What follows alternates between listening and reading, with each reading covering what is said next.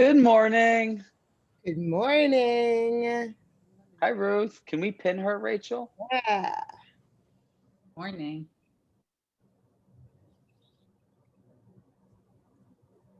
Ruth, I feel like it's been so long since I've seen you. Oh, I think you're muted. Can you hear me? Yeah. I can hear you. How are you? Wonderful. How are you? I'm doing well. Let me get myself, okay, the button. And I can hear you better. Okay. We'll give everyone we'll give them the Realtor 3, right? Just to kind of all get here on your time. Are you in New York or are you out in Berkeley? I'm in New York. New York City. My new apartment. That's awesome. Yes. It's nice to see things get opened up. The city market is really thriving, regardless of what the news says. And it's nice to see things get back to normal. Tony Oakley, how are you? We should have Tony come on here and sing for us before we start.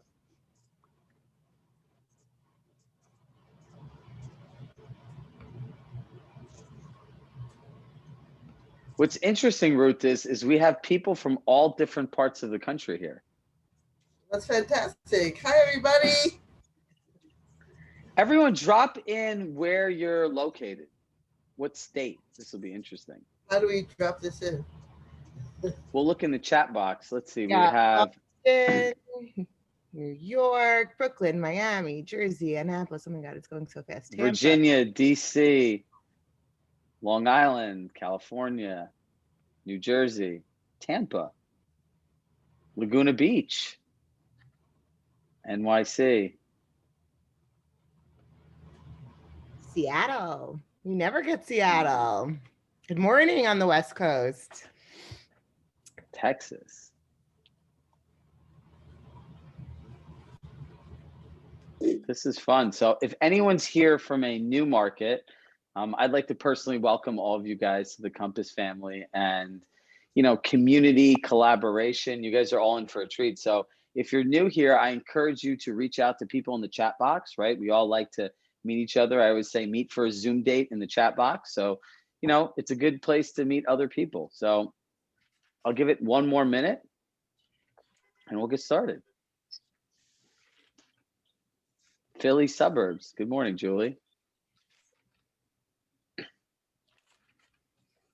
Colorado.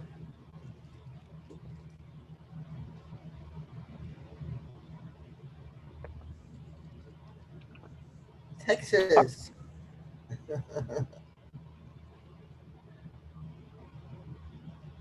Ruth, this must always be fun for you to see because you really got to see this, right? From concept, Yeah. from the concept to the idea. And I learned a lot about you reading the article that Rachel wrote. So let's get started, everybody. So good morning, everyone. So I want to just thank all of you guys for coming today. And if I haven't met you, my name is Chirag Shah. I'm the founder of Chirag Shah Coaching. And previously I was the director of coaching and training at Compass. And I had the great pleasure of being introduced to Ruth the first time by Rory Gollad. And he said, I'll never forget the email. And like when you work somewhere and, Ruth's obviously Robert's mom, he sent this email.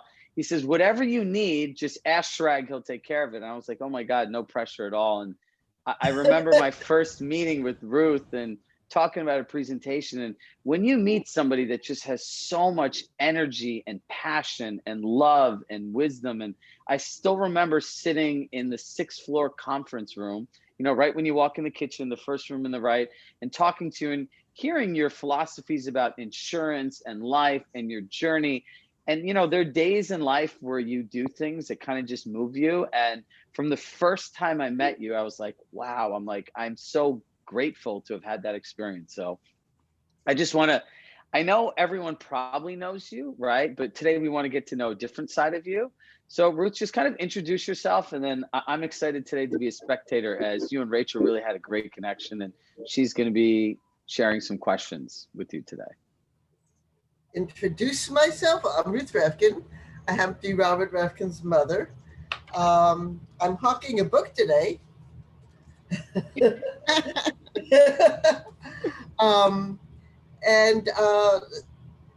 I've been a real estate agent since 1999, off and on, but with Compass for 5 years now. And I like this company. I think I'm going to stay.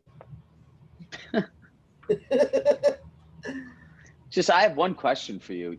As a parent, right? I have young kids, and to see this, what's here today, right? And I know even when I got to Compass several years ago, like none of this was here. There's a book, there's a company, like, how does that feel like on a human level from a mom, just to watch all this stuff actually happen? Oh, it's very, very exciting. I got to tell you, it's been exciting to be Robin's mom for a long time. He was an interesting kid growing up, but seeing this is, sometimes it's kind of hard to believe. This is my kid, doing all this stuff. But obviously, I'm very proud of him. And, I want to say this, that, people always say to me, you must be proud of Robert, which I am.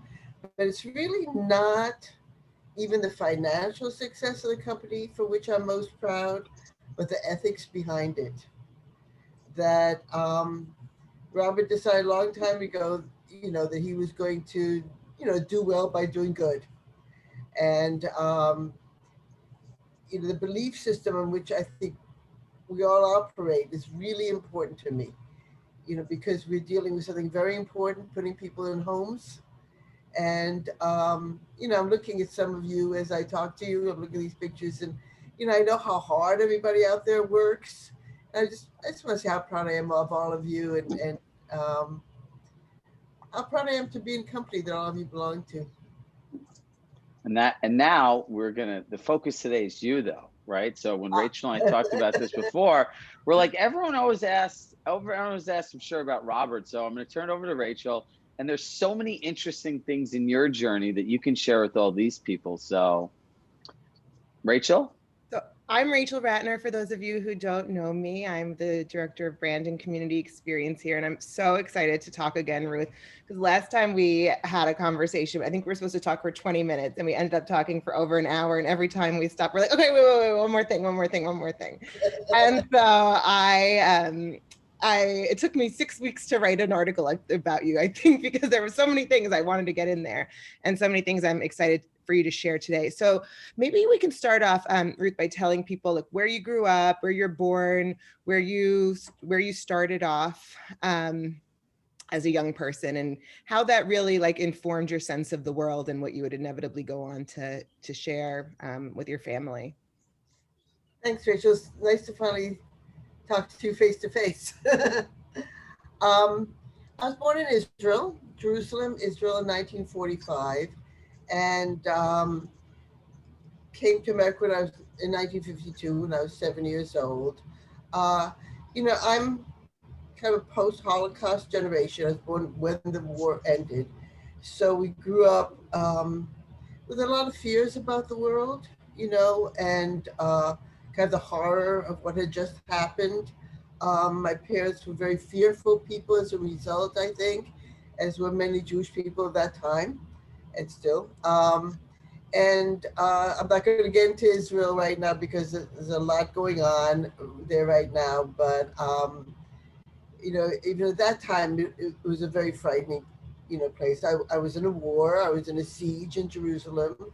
And so my father, being in one of the brave immigrants of the world, decided to bring his family to America. And 1952, we got here. I grew up in New York City. I grew up in the Upper West Side of New York on 86 and Broadway, and went to a Jewish school, and kind of grew up very sheltered, very limited in who I was allowed to know and what I was allowed to do. Basically, it was you go to school, you come home, you do your homework, you go to sleep, kind of life. So when I finally got older and got out into the world, I was in for a shock. There's a lot I didn't know. There's a lot I had not been exposed to. And then on top of that, it was the 60s. And so there was a lot to experience and there was a lot going on. There was a real, social explosion at that time in terms of how people reacted to each other. So that's a little about how I got that far. And so tell us what you inevitably moved to California as part of the hippie generation. And why don't you tell everybody a little bit about what you did in California? Maybe I think it would be a great story to tell them how you decided to get your teaching certificate and what you did with that. Okay, so um, yeah, well, we went to California. I went to Woodstock, and that was great. And but I was less of a hippie than I was kind of more political. I was always leftist and progressive. We didn't call it progressive then, but in my views. And so it was kind of a natural to head out to Berkeley, California. I was married to a musician, and he was excited about all the opportunities and the new kind of approaches to music that were happening at the time in California. So off we went. Did not realize how hard it was to relocate. Kind of naive. So we got to California. We couldn't get jobs easily. We actually didn't have. We were homeless for a while. Finally started meeting people. Started getting work. First it was just odd jobs. I cleaned houses. We did yard work. Little by little, kind of established ourselves. Found some place to live. And at a certain point, I realized that I have to get it together. I've got to, at that by that time I had a master's in sociology and still couldn't get a job, um, because what do you do with a master's in sociology, right? It's a pretty soft degree to have. I had been a secretary, so I got secretarial work. Um, but then I applied. I decided to go apply to a lot of jobs, and I applied to jobs in the state of California, and from nowhere got a job as a state park ranger in the California state parks. And I was in the first year group of women to be hired doing that. There were three of us, and we did this for a while. And I saved up a little bit of money, and that's the money I used to buy my share of the house that we bought in California. Um, and around that time, I decided to go back to school. I got my teaching credential, which was, more able to get a job as a teacher than as a sociologist, and ended up starting my own school. It was called the Unicorn School, and it was a preschool that we opened up in the house that we had bought in Berkeley. We had bought this huge house for $27,000. That was my first real estate transaction. 27,000, and 1/5 of that was mine. My responsibility, so 5,400 was, which seemed like a fortune, but I had saved that up, and I had my job as a state park ranger. So that's how we got the house, and then we started the school, and that school was open for many years. And when I had Robert, he went to school there, so we used to call our students little unicorns, and so he was a little unicorn, and now I guess he's a unicorn again. Tell everybody why you named it the Unicorn School. Well, okay, so we were starting this school, and we basically I converted my bedroom, which had an exit to the backyard, into a preschool. It had its own bath, so we're building it all by hand ourselves. We had no help, and the woman I decided to start it with, she brought this poster. She said, "Oh, I really hope you don't mind if we put this poster on the wall." And it was a picture of a unicorn, and it said, "We are all like the unicorn, rare and beautiful." And we're looking at it, and I said, "Oh, that's so pretty. Let's put it up." And we've been looking for a name, and I'm not good at names. I remember when Robert asked me to help him choose a name for this company he was starting. Not good at that. Um, but I looked at the poster. I said, "The unicorn. Why don't we call it the Unicorn School?" And that was it. That's how we decided to call it that. That's one of my favorite parts of the story, because I love how everything comes full circle in the end, and Robert truly ends up being a unicorn many times over again. Yeah. What do you think, growing up in that environment and your values, how did you share those values with Robert? Because you talked a lot about you had very strong values, and it's really the ethics of the company that makes you the most proud. So what would you say those values are, and how do you see them coming through today? Well, bit of a complex subject, but so I'm not a religious person, even though I grew up with with the Jewish religion. I believe in the culture and all that, but I'm not religious. But um, I like the golden rule. I believe in the golden rule. And it's interesting that almost every religion and every culture has some version of that. Do unto others as you would have them do unto you. Simple as that, right? And um, that also informs my politics. I feel like progressive politics means it's not just for me. We have to help take care of others as well. And so that's what I raised Robert to believe. And, you know, he, we had a lot of conversations about that kind of stuff. Being a preschool teacher is, I feel, a very big responsibility. I think that we know that by the time a child is 5 years old, their whole moral structure is pretty much set. You know, fairness, all the things you learn, fairness, treating each other well, taking turns, all the things that we teach kids at that age, um, you know, set the whole foundation for who they are as people. The other thing that, as a preschool teacher, is, I notice how much we say no to kids. We say no to children all the time out of love, right? No, don't do that. It's dangerous. Everything, we're scared, right? And there's just a lot of negative messages. So we would always try and find the yes, find the positive things we could say to children. We used to call it catch them doing something right, and so one of the things we would say to kids is, oh, I really like the way you dot dot dot, right? Well, I hear Robert saying that to his kids now, because he actually went to that school, and as he got older he used to help out, so he kind of talks to kids in kind of preschool teacher speak. you know and I, like I said, I think it informed who he is as a person, how we treat people. Just that simple. Yeah, no, I love that, and you can really tell that message is what makes Compass a very different type of brokerage. Yeah, yeah. Um, I'm also interested in having you tell everyone, Ruth, about your experience eventually getting into sales, right? Because you've been in sales even long before you were a realtor. So why don't you give us all a little bit of the story of your foray into sales for the first time with New York Life All right. Insurance Company? So I had been a preschool teacher, and then I had Robert, and couldn't really afford to raise him on a preschool teacher salary. Um, I moved up in the profession. I got administrative positions and was doing, was really had gotten some good promotions, but the money still wasn't there, right? And so at that time, I was working at the Oakland Jewish Community Center as the early childhood director, and I had to apply for a scholarship for my kid to go to my own program, and still couldn't afford to do it. And they didn't give me a scholarship sufficient, and I was really pissed off.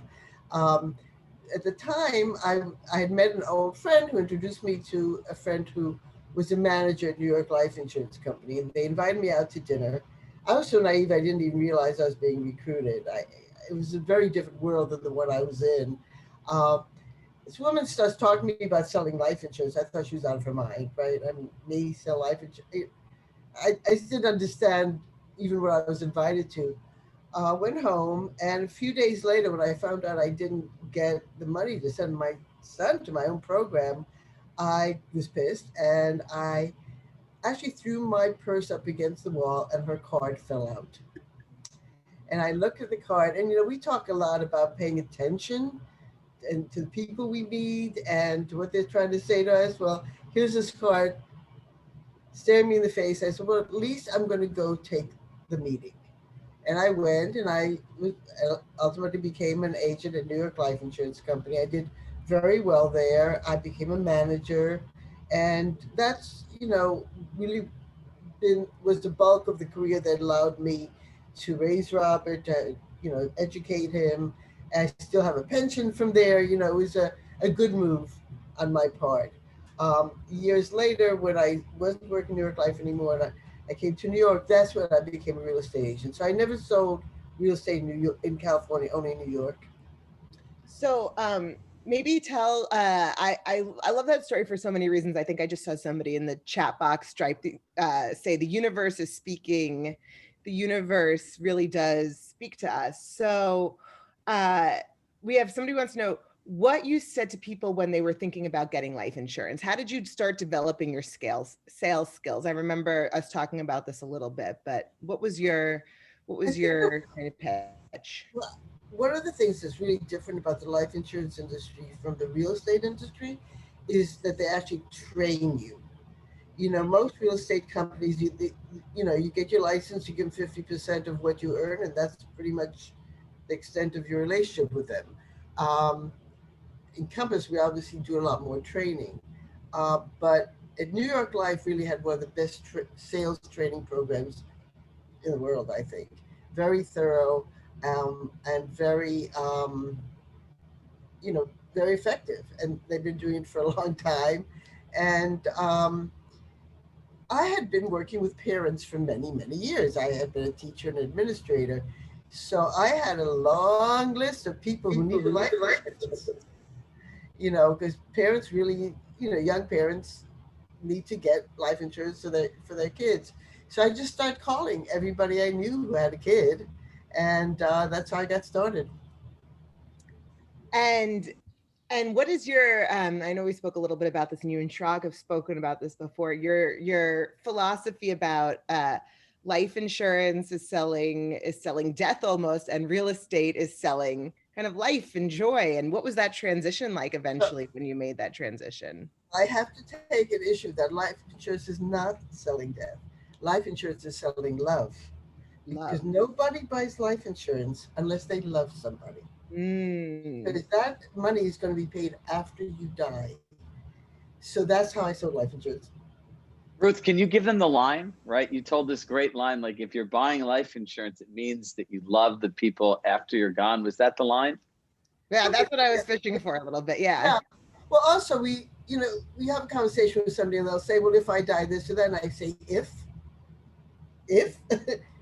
death is not iffy, it's whenny. We're all gonna die, and that's all, you know, and that's the nature of things. It's not my fault. I'm not bringing death to you. I'm just telling you, you love your kids, you love your family. We have to figure out how you can protect them after you die. And um, you know, I knew these people. I knew their kids before I went into their homes, so that helped. You know, because we could talk about stuff like that. Um, I had one husband who actually said in front of his wife he didn't care what happened to them after he died, and that marriage did not last, by the way. You know, so most people really do. So that's kind. But the difficulty in selling life insurance, aside from the difficulty of the conversation itself, is you're selling something intangible, Mm. and that people are not going to get a chance to enjoy in their lifetime. House, on the other hand, or an apartment, that's a fun, much more fun, right? And generally, when people are buying a home, as we all know, it's one of the most important decisions they've ever made in their lives. It's usually the combination of hopes and dreams that they've had, maybe fantasies that they've had ever since they were children of the home that they once have. So it's a fun purchase. Um, Generally, when you're approaching somebody to buy life insurance, they're not out shopping to life insurance and running into you. They probably haven't thought about it. You have to get them to think about it. Whereas we run into people when they're really ready to buy or sell, and our job is to convince them that we're the ones to do it with. Right? We're not in there trying to get somebody who's in their home to sell it when they don't want to move. Right. You know, they've already made that decision to move. So yeah, I think it's an easier purchase, an easier sale, and more fun one. I enjoy it, but I enjoyed both. I wanna go back to a little bit about life serendipitous moments, right? The card falls out of the pocketbook. You think you're going to a concert, it ends up being Woodstock. You and your son go out to dinner when he after he moves to New York to attend college. And why don't you tell us what Robert's big plan was for you to buy a two-bedroom apartment and how that turned into Compass? Well, it's funny because I mentioned earlier in our conversation that Robert was an interesting child, And somewhere in the chat, somebody asked what I meant by interesting. So Robert always had a plan, a scheme, a project, something he wanted to try to do. And especially when he was younger, that involved convincing me, right? You have to convince mom, like, tell her to do that. Um, he went to college, he came to Columbia, and I grew up in New York City, so I loved going back and forth from New York to California. I'd visit him, visit my friends. I loved my visits back to New York. So Robert got a bright, and it was always tough to find a place to stay unless, if you hotels are expensive. I would do home exchanges. I would do different things, try and save money, but still be able to go there. So Robert got this bright idea that I should buy an apartment in New York, a two-bedroom apartment. He was going to live in it. The spare room was going to be for me, so I'd have a place to stay when I came to New York. So he's trying to convince me of this, and I'm like, yeah, right, whatever, right? But Robert has a history of coming up with interesting plans. So I said, well, let me look into it. So I go out for open houses, and I'm doing a whole New York City open house thing. First time I ever done that in New York. And we met for dinner that night. He asked me what I saw. And I told him that I'd seen some gorgeous apartments. I mean, I really, very impressed with some of what I'd seen, but I was not impressed with the agents. I felt they were not very good salespeople in general. So just as a throwaway comment, I said, man, I could be a better agent than most of these guys. Robert looks at me, he says, why don't you? And that's why we're all here today. Robert said, why don't you? I said, well, maybe I should look into it. I became an agent. I got Robert licensed. He used to help me do open houses when he was in college. And here we are.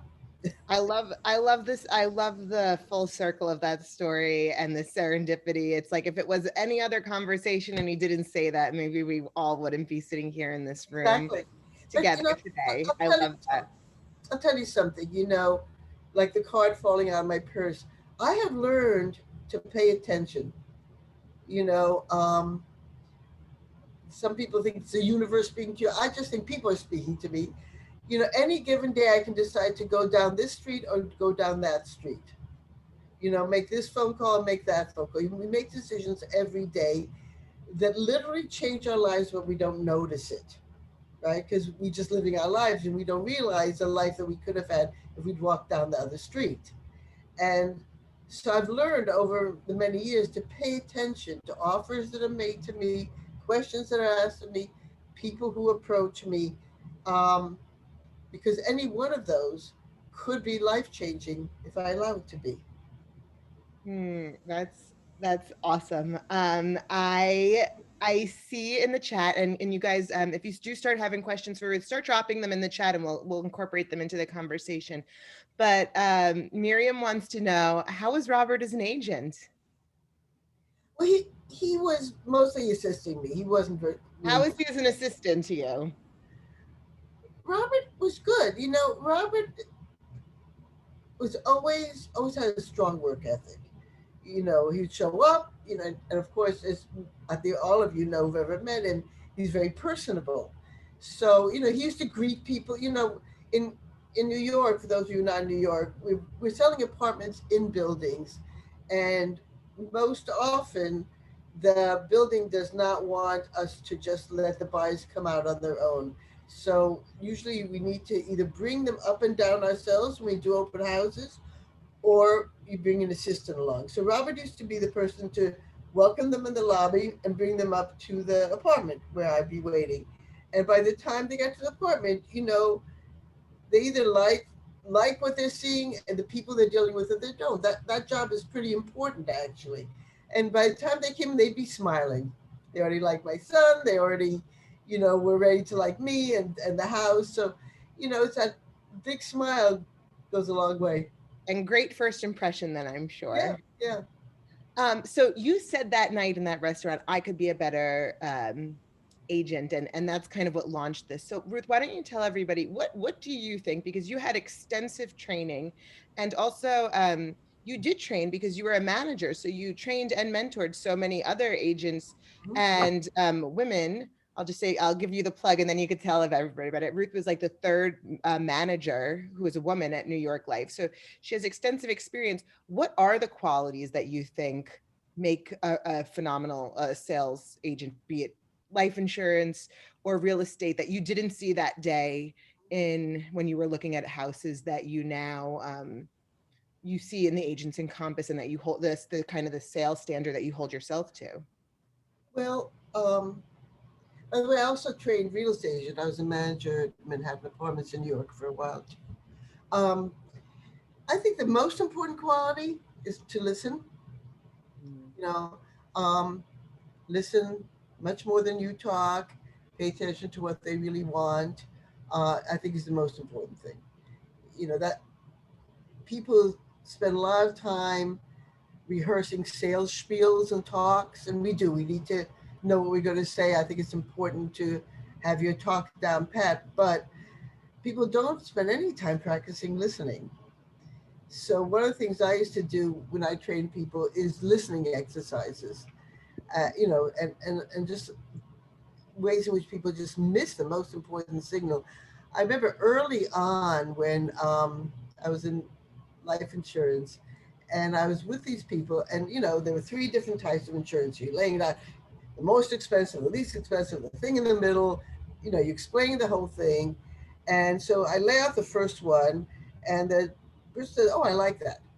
But I'm into my spiel, so I want to go through two and three. They keep on telling me they like number one, and I'm not listening, right? Because I have my talk, and I want to get my talk out. Then I realized, oh my goodness, this guy's been giving me buying signals for half an hour, and I'm confusing him. But now he has a decision to make between three different policies when he was ready to buy the first one. So listening and not falling in love with your sound of your own voice, I think is really important. I think that there's a lot of stuff that are not about sales tricks. It's about the person you are and letting that shine through. If people know that you care, they're going to trust you. They want to know they care about them, and that you're an honest person, and that, I mean, I usually bond most with people when I tell them not to buy something. I tell, it's like we'll walk into an apartment and the views are gorgeous, right? But I walk all the way up the window and I look down, and there's construction down there. It looks like it's going to block our views. And they didn't even notice that. And I point that out and I say, you don't want this apartment. That construction is going to block your views. Now I've bonded with them because instead of trying to convince them of something, I've looked out for them.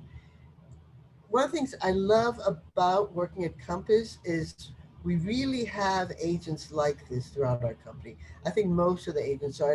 I want to share with you guys one thing. When Robert was first starting Compass and he was trying to recruit agents, and it was tough because nobody knew what Compass was. And I was out there all the time meeting agents, doing my job. And so I was trying to help him recruit. So I asked him what are the qualities he was looking for. What were the criteria for an agent for Compass? And I expect him to give me a dollar amount, right? He wants, they have to produce at least so much, blah, blah, blah. That's not what he said. He said, I'm really looking to hire nice people. I said, what? He said, I want everybody at Compass to be a nice person. Now, how many times do you hear that, right? And I was kind of like, okay, whatever. But he did it. And I'm looking right now at a whole bunch of nice people looking at me, right, on this Zoom call. It has made Compass very, very different from other companies. We don't stab each other in the back. We don't cut each other down. We know that we rise and fall together as a company. So that's my best advice to you. Be your most authentic self, and let the goodness in you shine through, and people will see it. And that kind of trickles into collaborate without ego, right? Which is one of Compass's pillar principles. How would you say that, collaborate without ego? And that's not something we would normally associate with real estate or brokerages. How would you say that became incorporated into the Compass brand? Like, what was the impetus there to really put that in writing and say, this is our value? Well, I actually was not involved in the actual formation of the principles, so I can't. Right. The background in which maybe Robert grew up with then, or the influence you had on him. Well, the thing is that I think the mistake that most of us make is we feel we have to be smarter than everybody else, and we always feel we're being judged. And what I noticed in Robert as he was growing up and now is that he does not see he doesn't get he doesn't look for being better than others. That's not what makes him feel good. He even in sports, he's a cross country runner. It wasn't about the race for him. It was competing not with others. It was competing with himself and running faster. So he's never been this kind of cutthroat person, and that's not where he had to prove himself. So um, as he started Compass, what I noticed was that he never felt he had to be the smartest person in the room. And he was trying actively to surround himself with people smarter than him. And that he just puts his ego aside when these discussions happen and can admit that he's wrong. And that sounds pretty basic, but it's a difficult thing for people to do, especially people who are in leadership positions, who feel somehow they always have to be right or somebody's going to cut them down. And I remember early on when Compass switched from being a rental company, they changed their name from Urban Compass to Compass, really big changes. And he was being interviewed in one of the shows. And it was like a gotcha question. They would say, well, you guys made all these mistakes and now you're doing this and you used to do that. And they were really trying to undercut him. And he just looked at them like as if they were stupid. He said, well, of course we made changes. We were wrong. We were going in the wrong direction and we corrected course. And it was so obvious. Of course, that's what you should do. Your pride, your ego should not trump being able to do the right thing for your company or for other people. And it was so disarming. I watched it and I went, I'm watching my son on TV, of course, and I'm nervous. Yeah. And he said that I went, go Rob, because so, I see that in sales all the time where agents try and convince their clients of something and so busy convincing, not listening. And then if you just turn around and you say, you're right, that is a concern. If you just tell somebody else you heard them and they're right, everybody starts breathing. Everybody takes a deep breath all of a sudden. Oh, okay, we can relax now. We're not in a confrontation mode. We're now in a collaboration mode. If I'm willing to admit you're right and listen to you, now we're collaborating. If I have to prove I'm smarter than you, we're confronting, right? You don't make sales confronting people. I think that's like so beautifully said, right? And Chirag, I know, always talks about stop trying to convince people of your way. So I think that really ties in so beautifully. I see some questions in the chat. We have about 7 minutes left, guys. So why don't you, if you have questions, go ahead and put them in the chat. I'm going to start asking some of our crowd questions now, Ruth. Hey, Ruth, I just want to say this. What's really nice is being a proud mom. Fran Mazer is actually Rachel's mom, and she's on the call. So, and she's one of our founding agents in Long Island. So I think that's nice for her to see this as well. That's great. That's great.